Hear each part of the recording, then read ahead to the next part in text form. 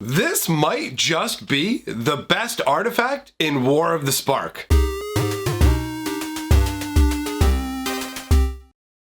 Greetings, owners of fine luxury cardboard rectangles, and welcome to a video talking about a newly spoiled card from War of the Spark. What to me is a most exciting artifact. Is it the best artifact? Right now, from what I've seen, it certainly feels like it has the potential to be just that. Now, bear in mind, in this instance, I am a very biased individual because I love big green creature decks.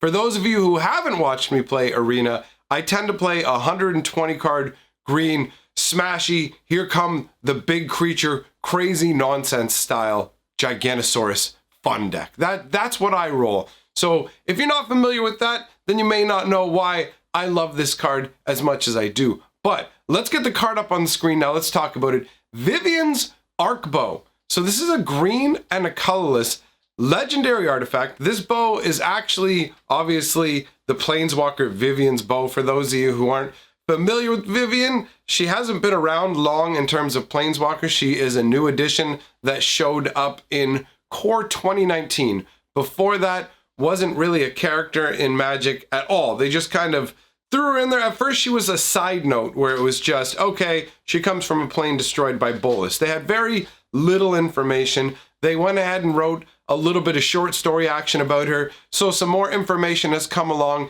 indicating that her bow is so powerful that any regular beings that try and use it end up being grievously injured to the point where some of them explode by trying to fire her bow. So from a power perspective, that's kind of a fun little snippet of lore about it. But let's take a look at what the card actually does. So you pay X, you tap it, you discard a card. Look at the top X cards of your library. You may put a creature card with converted mana cost X or less from amongst them onto the battlefield. Put the rest on the bottom of your library in a random order. So those of you who don't really understand, wait, why does a bow summon creatures like this? The Arc Bow is essentially the product of a highly advanced magical society coming together and pooling all their power into a singular item, the Arc Bow. This was meant to be used in a war, but what happened was there was a massive disaster. I believe it was a fire, and it was raging around, destroying all kinds of things. Vivien was about to get wiped out by this, and that's when her Planeswalker Spark ignited. As is the case with most Planeswalkers, the Spark ignites under duress. So when a situation is dire, when their lives are being threatened, that sort of a scenario is when a Planeswalker Spark will trigger a lot of the times. Like 95% of the time, that's the way we hear about it happening. So same thing happens to Vivien. We've got a massive disaster on her home plane of Scala, because basically, no, it wasn't a fire. What am I talking about? Nicol Bolas, that's right. Like I said, Bolas was there ravaging, causing a problem. Originally, it was like a rough side note, but then they fleshed out the story where Bolas actually came along, plundered the society for its magical secrets, and then decided the plane was of no more use to him. At that point, he started to wipe out the plane. Just boom, I'm just going to take it out. Although admittedly, I do have a little bit of a question about that. Why would you bother? If you've got what you want from it, why wouldn't you just leave it and be like, well, maybe they'll come up with more discoveries later and I can come back in 1,000 years and get some more. To me,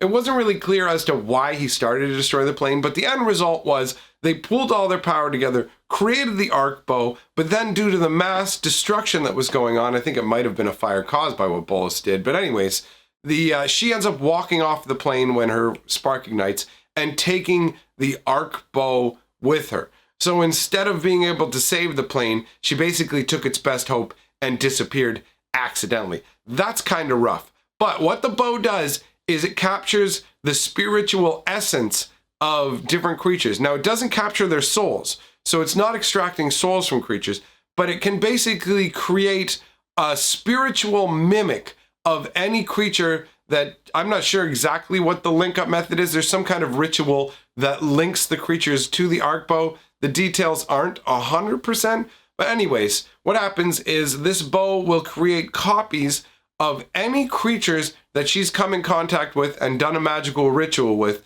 And at that point, when she summons it up, she will summon up a prime version of it. So it doesn't matter if the spirit copy she found was injured or anything like that. She'll basically summon a version of it up in the prime of its existence. And you'll actually see that going on in the artwork. I really like the artwork for this card a lot too. So you've got her there. We've got, obviously, this is Vivian depicted in the artwork with her bow. You can see a big green arrow. She fires out spirit arrows that summon the spiritual versions of these animals. So you can see a spirit arrow being released and a spirit animal coalescing. Behind her, it has something reminiscent of the 10 guild setup that they have for the Ravnica guilds when you look at how they have that designed. But instead, we have a bunch of different creatures there behind her. The most prominent and easiest to see is the wolf. And the wolf is a pretty common creature known to be associated with Vivian. Like, we've seen a number of different cards involving spiritual wolves and her. So that makes sense to do it that way. And it's also really easy to pick out in terms of, like, when you look at it, your brain goes, okay, I know that's a wolf. I can tell the rest of it's going to be animals. So that ties in the flavor, and it makes sense as to, wait, why is this summoning up creatures? Now, some of you may look at the ability that lets you look at the top X cards of your deck and pick a creature and put it into play. You may think Genesis Wave, Genesis Hydra, and yes, those are great green spells. Don't get me wrong, but I'm old school. So when I see this, it actually makes me think of a combination of Sentinel Flute. I really like the Sentinel Flute, actually, that they did specifically from 10th edition. Oh man, the flavor on it's fantastic. The other Sentinel Flute shows a druid like playing a flute, which, I mean, that's what's going on, right? But it doesn't have the same flavor as the 10th edition one. In my opinion, the 10th edition Sentinel Flute knocks it out of the park. It's a 5 casting cost artifact. You pay X and tap it, search your library for a creature card with converted mana cost X or less, reveal it and put it into your hand, then shuffle your library. The flavor text says each note of the flute mimics the call of a different beast. And it looks like it's carved into like the likeness of like a drake or a dragon at the tip, but there's a scorpion crawling along it, and you've got like a snake down at the one end, and you can see it's been lifted up out of a chest like this treasured relic. Honestly, I really enjoy the overall flavor of this card. It's really well done, and I like the fact that the flute mimics the call of a different beast, all these different beasts, and the bow mimics the form of all these different beasts. So when you put that together, that's a beautiful flavored dovetail. That's what I'm calling that right there. So that covers the X part and grabbing the creature in terms of it coming partially, but the Call of the Wild also plays in for me too, because unlike the flute, the arc bow takes her from the top of the deck, and Call of the Wild for the longest time was my go-to, let's get the goodness off the top of the deck. So you got Call of the Wild, which is 2 green, 2 colorless. It's an enchantment. You pay 4 mana and reveal the top card of your library. If it's a creature card, you put it into play. So that's where the combination is. The flute gives me the feel of paying X and searching for a creature of a certain size or smaller, and the Call of the Wild gives me that hot off the deck, hot off the presses feel. So to me, that's all mushed together. Both of those cards I'm a huge fan of. Honestly, Genesis Wave and Genesis Hydra are great, but I have yet to play those in a big green tower. But I've played the flute and the Call of the Wild many, many times, which makes me like the card Arcbow and liken it, I should say, to those cards as opposed to more recent Genesis cards. But if that's what you think of, that makes perfect sense to you. Overall, for me, this card is a real win. As somebody who plays big green decks, and when you play with a lot of mana producers, you'll find that later in the game land draws just feel really bad. Like when you're looking for a giant creature to come crashing in, you need your next Giganosaurus or aggressive mammoth, something like that, and you draw your 9th land, and you go, between this and my mana elves, I'm already sitting at 14 mana with my Gore Cloud here. I can already cast my stuff cheaper anyways. All this is coming together to make that mana feel just extraneous and useless. But every extra land you draw while this thing is out, boom, you're golden. You can use it to go digging for a big fat creature. And sure, the artifact is legendary, but at the same time, it's the kind of artifact where having multiples out isn't really, like, most of the time isn't going to benefit you as much, just because you're not going to have, obviously you're going to have some cards to pitch, but this is like a mana hungry effect. You're not going to tap, like, you're not going to have like 20 mana to go, I'll do 10 and 10, right? Just doing it for 10 one time or 8 one time while pitching a land, doing it and grabbing a creature, like just a massive fatty, putting it on the board at instant speed, because this thing doesn't even operate at sorcery speed. This card is nuts compared to some of the older cards I'm used to. Now, it does have the discard a card as part of the effect, but at the same time, you're putting the thing straight into play. It's not putting it into your hand, so it's not like a one-to-one trade where it's just like lose a card, get a card of a certain size. It's like, no, this thing goes straight into play, which also bypasses anybody's ability to counter the creature because you're not casting it. It puts it straight onto the battlefield for those of you who like the newer wording instead of straight into play.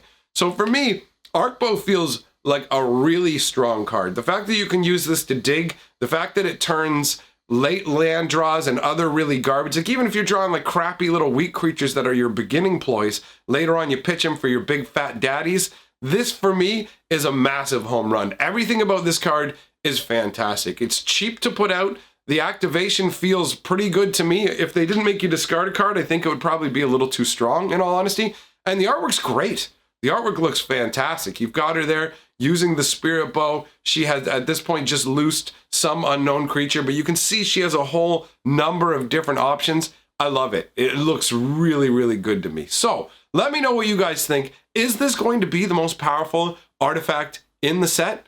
I don't know. It's got a good chance right now. It's the best one that I've seen personally. So you let me know what you guys think. We're going to roll the golden scroll. The people who have my back on Patreon or through channel memberships. Thank you very much for supporting what I do, and I will see you guys tomorrow.